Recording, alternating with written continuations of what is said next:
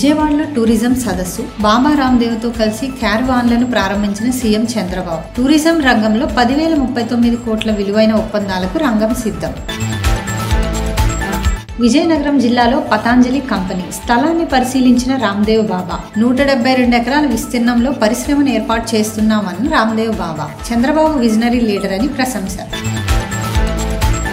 భద్రాద్రి రామయ్యకు ఓ భక్తుడు భారీ విరాళం. స్వామివారికి 12 లక్షల విలువైన వెండి కవచాల సమర్పణ. విరాళాన్ని స్వీకరించిన దేవస్థాన అధికారులు.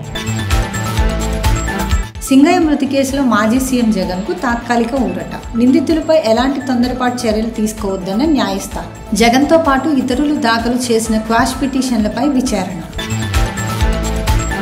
విమాన ప్రమాద బాధితులకు టాటా అండా. 500 కోట్ల రూపాయలతో ప్రత్యేక ట్రస్ట్ ఏర్పాటుకు టాటా సన్స్ బోర్డు ప్రతిపాదన. ఎయిర్ ఇండియా కార్యకలాపాలను నేరుగా పర్యవేక్షించనున్న చైర్మన్ చంద్రశేఖరన్.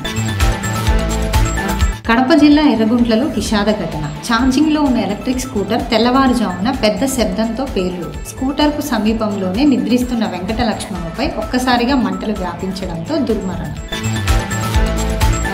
ఇరాన్ అధినేత ఖమేనీ హత్యకు ప్లాన్ చేసేమన్న ఇజ్రాయెల్. యుద్ధ సమయంలో ఆపరేషనల్ అవకాశం లభించలేదన్న రక్షణ మంత్రి. ప్రాణభయంతో ఖమేనీ అండర్ గ్రౌండ్ లోకి వెళ్లారని ఆరోపణ.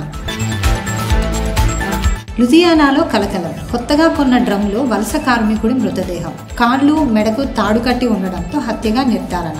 సీసీటీవీ ఫుటేజ్ ఆధారంగా దర్యాప్తు ముమ్మరం చేసిన పోలీసులు. జపాన్ను వణికించిన ట్విట్టర్ కిల్లర్కు ఉరిశిక్ష అమలు. 9 మందిని కిరాతకంగా చంపిన కేసులో తకాషిరో షిరాయిషి దోషిగా నిర్ధారణ. ఈరోజు టోకియో జైలులో రహస్యంగా మరణశిక్ష అమలు.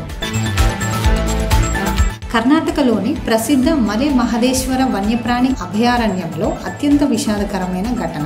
తల్లి పులి 4 పిల్లలు అనుమానాస్పద స్థితిలో మృతి. విషప్రయోగం వల్లే పులులు చనిపోయి ఉంటాయని అనుమానం.